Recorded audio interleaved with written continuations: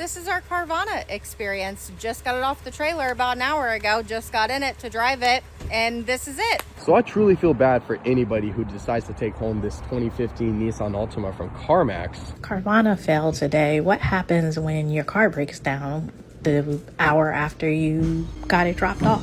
Alright, so today we're going to be taking a look at some people who regret buying their car from CarMax and Carvana. We brushed over this topic a few times in previous videos, but I wanted to do a deeper dive because there are so many examples of people having problems with these companies. There are a ton of clips to go over, so let me know what you guys think in the comments below, but let's just jump right into it. CarMax? I wanted to experience what it was like to buy a CarMax car, and I can't tag them because I'm blocked. I just want to show you. Car back in again and again and now again because I'm waiting for a tow truck again. Oh, and you say talk to corporate? I've talked to corporate. They hung up on me. Like, it don't matter what car you get from CarMax, the bitch is gonna be in the shop. Keep a tag, man. CarMax. Like, come on, man. If you're ever thinking about getting a new car, please do not go through Carvana. They sold me a piece of and my car didn't start showing signs until like 3 weeks later that it was a piece of and now I'm gonna have to fork over almost $2,000 to fix my car, new car. So I gave them a great car. I traded in a Toyota Corolla, new battery, you know, ran great, and they gave me. So thank you, Carvana. You. I don't know why you'd get rid of a Toyota Corolla. I mean, maybe you need extra room, but let's just head over to the comment section real quick because Carvana said something. Hey there, we're sorry to hear that you're having issues with your car. Mind sending us a DM so we could help? And the creator responds, so this comment was just for show then. Got it. She said that 5 days after Carvana said something, so I guess she sent them a DM and got nothing in return. Another person asking they didn't help. Nope, I took care of everything. Now, what we've talked about a few times is just to sell your car to these companies, never buy, because honestly some of the offers people get for their vehicles is pretty solid, and it really looks like you could get away with almost anything when you sell to them. Selling my car to CarMax today.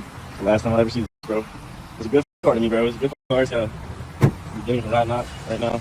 Very beginning. And I guess CarMax doesn't care. They still took it. Sold my 2021 Audi with coolant leaking and engine knocking, said it was in new condition. I just bought a Hyundai, check engine light came on the next day for thermostat issues. I just bought a Shelby GT350 from CarMax, which is crazy in and of itself, and it needs $13,000 of work. I did my trade with CarMax online. I had a 2017 Nissan Rogue with 125,000 miles on it. I told them about the physical stuff, crack in the windshield, and I just repaired it from being rear-ended. I submitted all the required pictures to them. I didn't mention the drooping drive shaft or the fact that it needed a new $5,000 differential. CarMax still gave me $7,500. Seeing this after buying a car from Carvana yesterday with engine and transmission issues, sold my BMW to Carvana with full-on coolant leak. I filled it up when they were on their way and you could see it pooling underneath. The guy said as long as it drove up a few feet, they'd take it. Is this really where you want to buy your car from? Okay, so we got a ton of examples to go through right here. Someone about to meet their new problem with a Jeep Compass being on one of these Carvana trucks. And a very good point in the comment, maybe they sold their problem to Carvana like everybody does, I guess. When Carvana shows up early and catches you switching the tires off of your car you're selling. Throwback to when Carvana dropped my $30,000 Genesis, and that's exactly what happened right off the tow truck. Believe all the bad reviews on Carvana. We bought this car less than 7 days ago and needs over $3,000 of repairs. When my roommate bought a car off of Carvana and the engine stopped working 2 hours later. Our Carvana experience in 15 seconds, showing a video of yet another car leaking a whole bunch of fluid and being towed away. And going over to this comment section, I worked in a Carvana inspection center for 8 months. Every car is a rolling lawsuit waiting to happen. Please, whoever reads this, never buy a car from Carvana. These cars are hacked together and sent down a line with major known issues, just masked to sell quickly. Never buy from Carvana. Your husband's been waiting patiently to pick up his new car. The employee brings out the car just for it to get hit. And it doesn't get much better in the comment section. What happens next? It doesn't even matter that they repair it. The car now lost value because of the damage report that'll be reported. I would almost have the urge to sue for a replacement vehicle, and the creator response. They fixed the vehicle with no report it was crashed and someone else bought it. But as crazy as these clips are, there's still a whole bunch of videos like this. POV your boyfriend buys a Porsche out of a vending machine. I really wouldn't be gambling buying a Cayman from Carvana because these are the type of cars that are ridden very hard by their previous owners, and with the obvious lack of quality control from these companies, I wouldn't doubt there being problems with the car. So I truly feel bad for anybody who decides to take home this 2015 Nissan Altima from CarMax. Goodness gracious. As you can see, at a price of almost 15 grand, you're guaranteed to be in thousands of negative equity because this car is really worth, like, I don't know, honestly, 3 to 4 grand. So it seems like CarMax is getting pretty lenient with what they put onto their lot these days. This is a, what year is it, 2015 Toyota Corolla? Definitely the paint has some problems. Didn't look like they did much recon on this thing. But at a price of 19 grand, 54,000 miles, I do know that it is still a reliable car, but almost $20,000 still, and 15 grand for the previous Altima? I really don't know how these vehicles are selling, but I will say I'll still place the blame on some of these buyers because the vehicles they're picking out are known to have issues right off the bat. So if you add that in with the bad quality control from CarMax and Carvana, you're bound to have a bunch of problems. Carvana failed today. What happens when your car breaks down the hour after you got it dropped off? I guess it's to get a new one.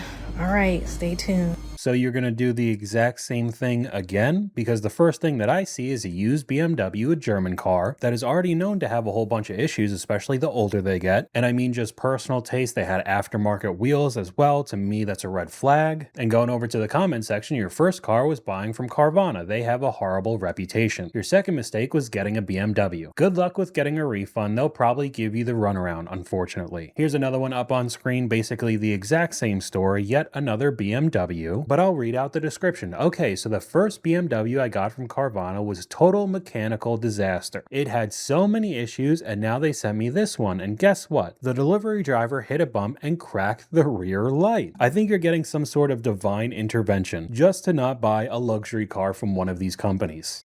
So I bought myself an Audi A4 from Carvana the end of January, and it has literally been in the shop longer than I have actually driven it. Like, I literally just got my car yesterday, right? It has been in the shop for a month straight. Engine issues. They replaced my turbo. They gave me a brand new turbo. I picked it up yesterday, and as of today, my check engine light is already on. I have spent over close to $3,000 just this past month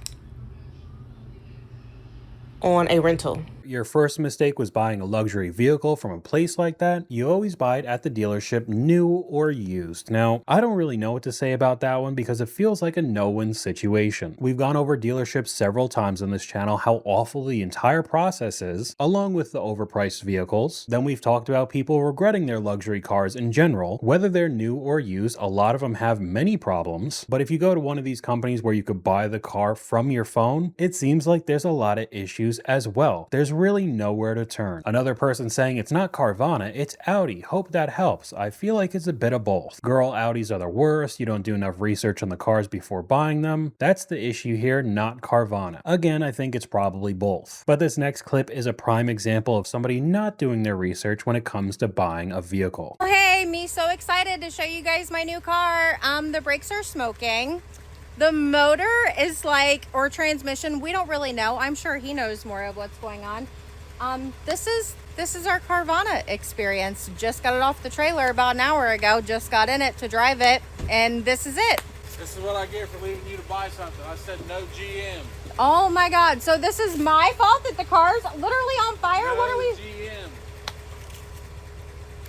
I can't make this up. I didn't buy a GM. I bought a Cadillac. I didn't buy a GM, I bought a Cadillac. Cadillac is made by GM. I've heard so many horror stories from Carvana, sell to Carvana, never buy. Now we can move on to somebody who does do more research on their vehicles and take a look at their experience. My honest review of Carvana. 9 months ago, I spent $20,000 on the 2011 Cadillac Escalade ESV sitting just behind the camera that I ordered from Carvana. Now that I've been daily driving it for almost a year, I'm going to tell you what I actually think. On the good news, the car has been mechanically solid. I did the DOD delete and got rid of the mag ride suspension immediately, so the little Cadillac issues that it would have come factory are gone. I've had no check engine lights, no braking, suspension, or transmission issues, so mechanically, which it only has 66,000 miles on it, you would hope the car's pretty fresh, but at the very least, I can say Carvana didn't sell me a lemon. On the bad news, Carvana definitely does not tell you everything at all. Now, this is a 15-year-old Cadillac. I was not expecting perfection, but there were loose interior panels, scratches, swirls, pitting and fading,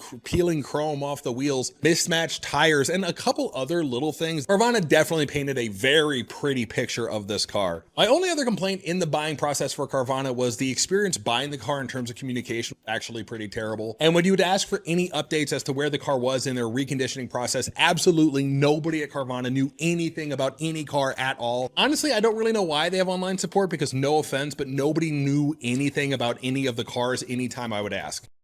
I'm still kind of stuck at a 15-year-old Escalade still being worth $20,000. I mean, 66,000 miles is low for how old the car is, but you're bound to have imperfections and there's really no way of finding that out until you already have the car. Bought a 2016 Sonata with 90-some thousand miles, broke down before I made the second payment, and took a month to get it fixed. Motor blew up right before the third payment. I put around 4,000 miles on it. Buying a 10-year-old Hyundai with 90,000 miles is a gamble though. But the last guy said one of his biggest problems was that nobody knew really anything. The support was terrible, and it seems like with this next clip, they really don't know what's going on. I sold Carvana a van December 5th, 2025.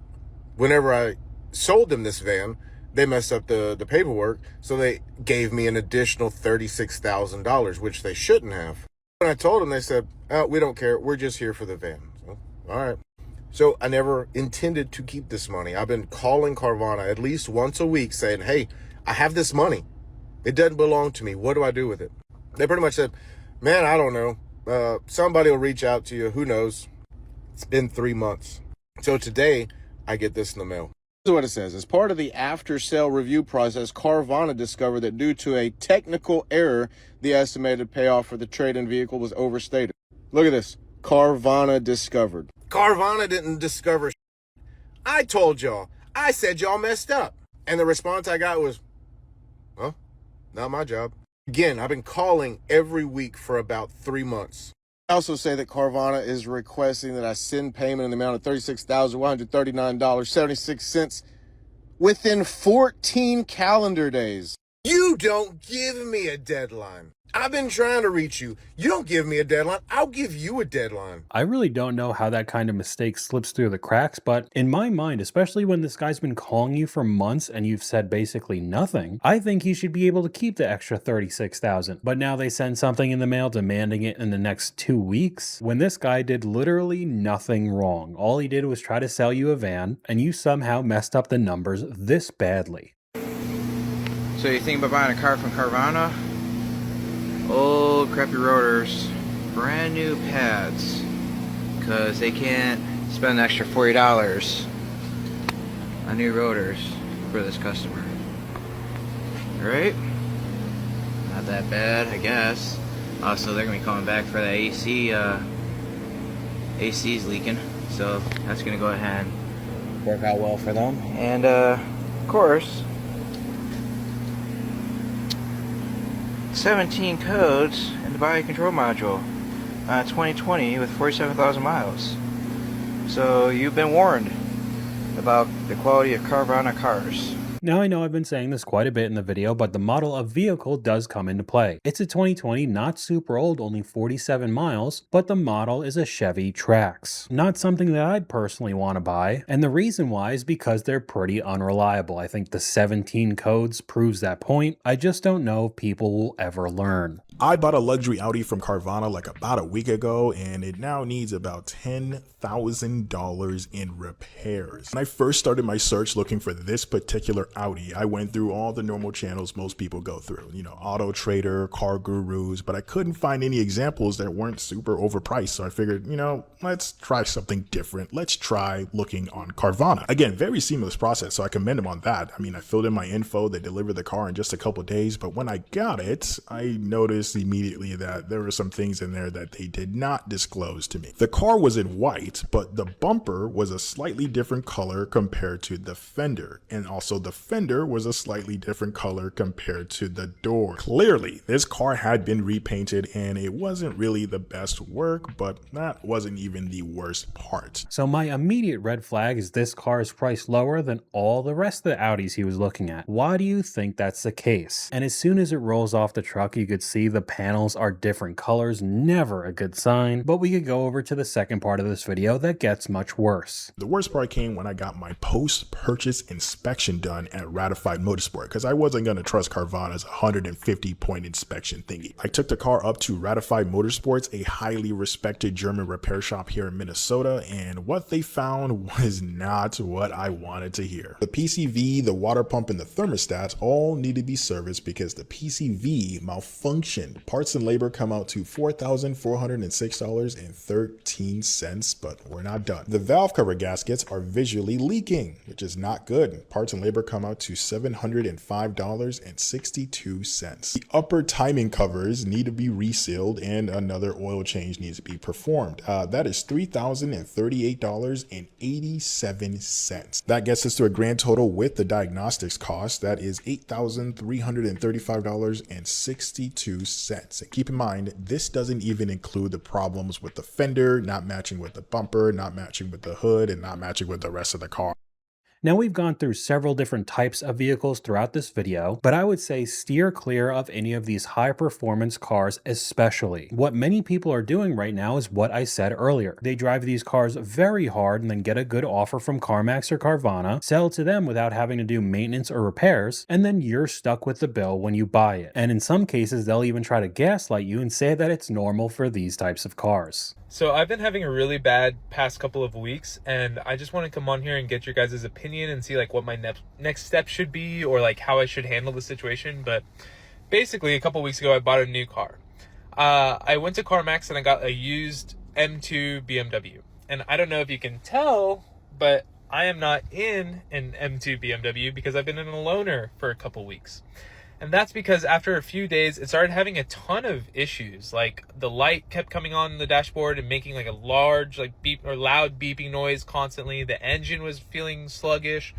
The brakes were loud and like the AC was messed up. And like all of a sudden it was a very good car and then it wasn't. So I took it into maintenance. You know, they have their warranty or whatever. And they said, oh, this is gonna, you know, be just a couple days, whatever. And then I kept like, I had to drive with the mechanic guy in the car. And he was like, oh, you know, that's just normal. That's just how a BMW is. You probably never owned a BMW before. So my guess is that this BMW is probably tracked for a while, and now you got a whole bunch of components that are screaming to be repaired, and to add on to it, for some reason, the mechanic's like, yeah, this is fine. This is what all normal BMWs sound like. I get that they have a lot of problems as a whole, but what he's describing is not normal. CarMax is apparently failing, doing poorly. Things are down. Year to date, the stock is down 58%. Hoovie, take us through, give us a CarMax memory. You work there. I love CarMax dearly. Of course, began in this industry by exploiting CarMax's used car warranty. My first job in the car business was at CarMax, opening in Kansas in 2006. Wow. The initial plan for CarMax was to only roll out in the southern states because they could prevent a lot of the rust and other issues that happen. And eventually, of course, became national. I think it even eventually went to Canada. And then Hoovie was there selling cars. I was. Yeah, my first car ever sold was a Trailblazer. Why are they struggling? I would think this would be a great time to be CarMax. Why would you think that? All the new cars suck. No one wants them.